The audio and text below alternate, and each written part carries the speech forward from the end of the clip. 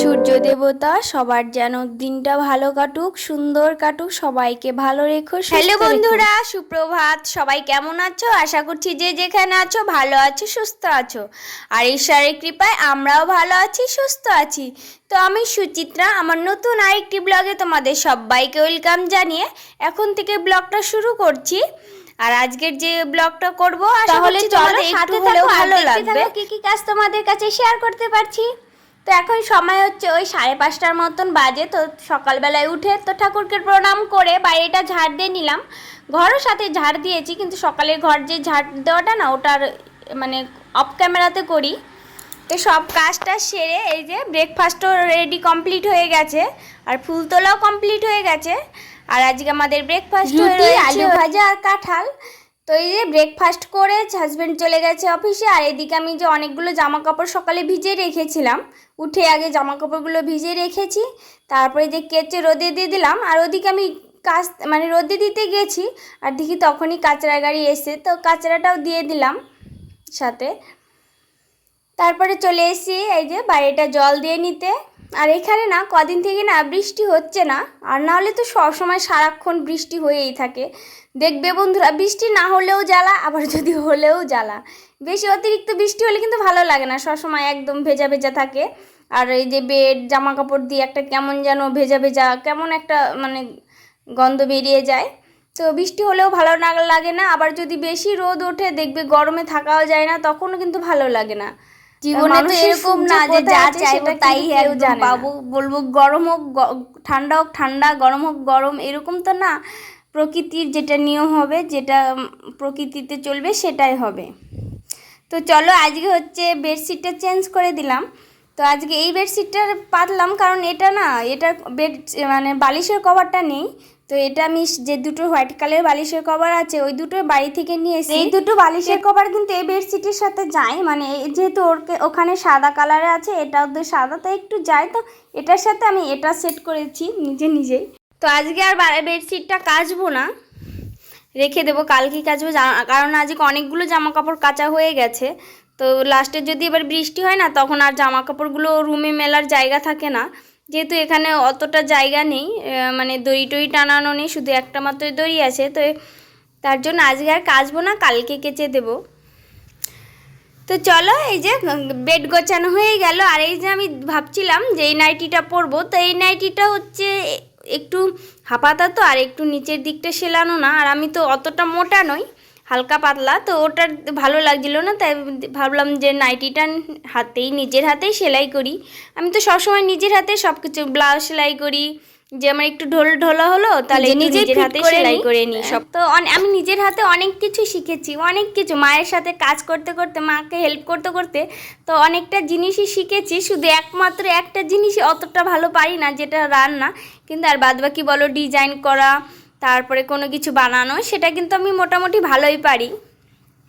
চলো এখন একটু ডাস্টিং করে নিচ্ছি, মোছামুছি করে নিচ্ছি। আমার তো সেরকম জিনিস মোছামুছি করার নেই। আর এই যে যেটা ট্রফি দেখছো পরিষ্কার করছি, এটা আমার হাজব্যান্ড ভলিবল খেলায় মানে পেয়েছে, ম্যান অফ দ্য টুর্নামেন্ট হয়েছে।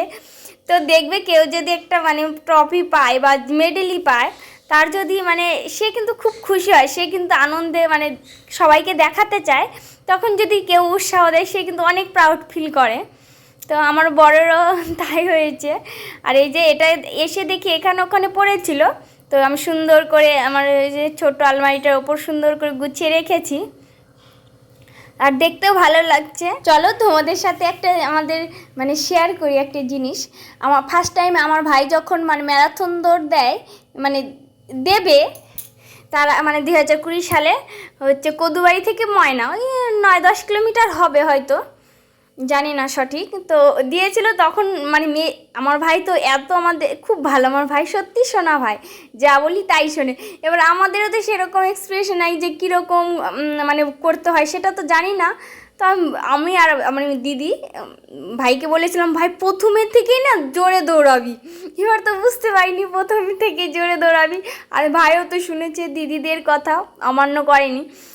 যখন কদুবাড়ি থেকে ছেড়েছে, তখন যে কদুবাড়ি রেল গেট আছে যারা দেখেছো, ওই রেলগেট পর্যন্ত ওরা ফার্স্টেই ছিল, মানে ভাই ছিল ফার্স্টে। তারপরে যখন আস্তে আস্তে ওভারটেক করেছে সবাই সবাই তো যারা যারা দেয় তারা তো জানে যে কীরকম দৌড়াতে হয়। প্রথমেই তো জোরে দৌড়ায় না ওরা, আস্তে আস্তে একই লেভেলে ওরা দৌড়ায়। তার জন্য দেখবে লাস্ট পর্যন্ত। আর আমাদের বাড়ি হচ্ছে হাফ রাস্তা মিডিলে, মানে কদুবাড়ি থেকে ময়নার মিডিল আমাদের বাড়ি। তো এসে দেখি ভাই কোথায়, আর ভাই নেই সবাই। তো এসে যাচ্ছে যাচ্ছে, ভাই ছিল তা 20 জনের মধ্যে ছিল, মানে ও রান কভার করেছে লাস্টে। যতই হোক দিদিদের কথা অনেক কিছু, মানে ও মেডেল পেয়েছিল, তারপর শার্ট পেয়েছিল, আর গেঞ্জিতে সবাইকেই দিয়েছে। তো আর এদিকে ভাই বলে কি ওইভাবে বলেছিস কেন, ওইভাবে যারা যারা দৌড়ায় না তারা প্রথম থেকেই আস্তে আস্তে দৌড়ায়, আর ওরা একই লেভেলে দৌড়ে যায়, ওই আমার মতো জোরে দৌড়ায় আর গিয়ে লাস্ট হয়। আমরা তো কোনো দিন দেখিনি, মানে দেখিনি তো ওই বুঝতেও পারিনি।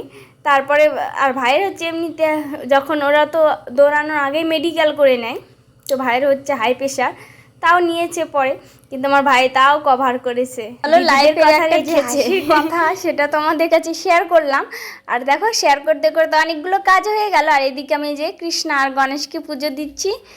তো এখানে এসে সবাইকে মিস করছি, ভাই দিদি, আমার ছোট ছোট ভাগ্নি আছে, ওরা এত আমাকে সবাই দুষ্টু মাসি বলে ডাকে, মানে ওদের সাথে দুষ্টুমি করি তাই দুষ্টু মাসি, কিন্তু আমি সবাইকে মিস করছি, একা একা আছি, ফোন করি সারাক্ষণই।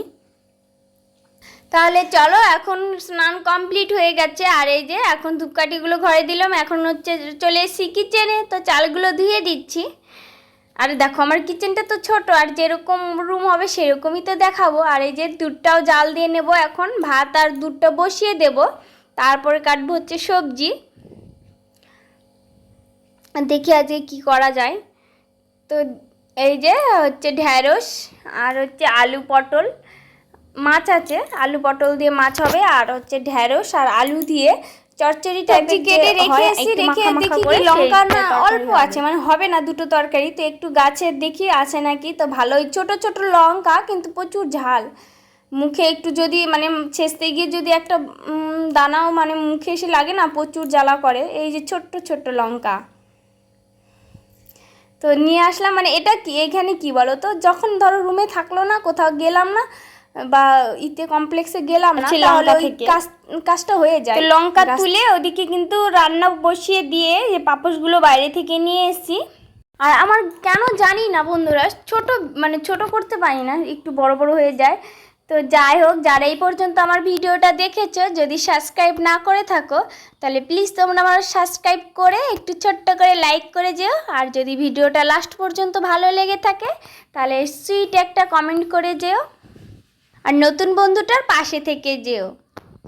এই যে রান্না কমপ্লিট, এটা হচ্ছে স্যালাড, এই যে মাছ দিয়ে পটল দিয়ে ঝোল, এটা হচ্ছে দুধ, আর এই যে লেবু ভাত, এই যে আলু দিয়ে, আর এই যে ঢ্যাঁড়স দিয়ে শুকনো শুকনো তরকারি হয়েছে। তো খাওয়া দাওয়া কমপ্লিট হয়ে গেছে, কিচেনটা ভালো করে মোছামুছি হয়ে গেছে, থালা বাসনও ধোয়া হয়ে গেছে। তারপরে ভাবলাম প্রথমে দিকে বাইরে লাগিয়েছিলাম, তখন এরকম পাতা ছিল, আর বাঁদরে খেয়ে ফেলেছিল, আর ছোট্ট একটু মানে গোড়া ছিল, তো ওটাই রুমে এনে লাগিয়েছিলাম বোতল কেটে। তো পরে দেখলাম বড় গাছ বেরিয়েছে, আবার নতুন একটা গাছ বেরোচ্ছে, আর তার জন্য ওটাতে লাগিয়ে দিলাম, যে বোতলটা ছোট হয়ে যাচ্ছে, তো লাগিয়ে জায়গা মতন রেখে দিয়েছি। আর এই যে বিকেলের কাজটাও সেরে নিচ্ছি, ঘর ঝাড় দেওয়া হয়ে গেছে। তারপর নিয়ে এসেছি জামা কাপড় এনে যে ভাঁজ করে রেখে দিচ্ছি, আর আজকে তো অনেকগুলো জামা কাপড়। তাহলে চলো একটু মিউজিক শুনতে শুনতে, পিয়ানো মিউজিক শুনতে শুনতে কাজগুলো দেখা যাক।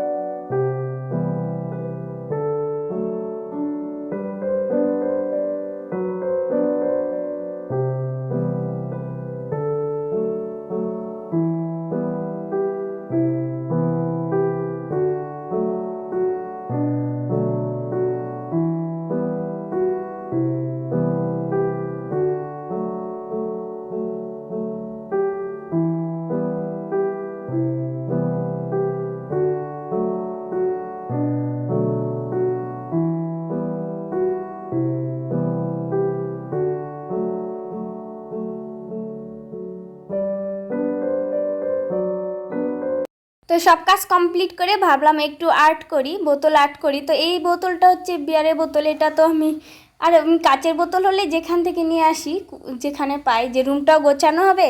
তো এই বোতলটা ডাইনিংয়ে ছিল, তো ভাবলাম একটু হোয়াইট কালারের কম্বিনেশন করে দিই। আর দেখো ডিজাইনটা কত সুন্দর হয়েছে। প্রথমের দিকে বুঝতে পারিনি, হাত মানে উপরের দিকে করেছি তো হাতে লেগে গেছে। তো বোতল আর্ট করা হয়ে গেছে, জায়গা মতো রেখে দিয়েছি। আর এখন সন্ধ্যা লেগে গেছে, তো সন্ধ্যাবাতিও দিয়ে নিচ্ছি। আর সবাইকে গুড ইভিনিং, টাটা, ভালো থেকো, সুস্থ থেকো, দেখা হচ্ছে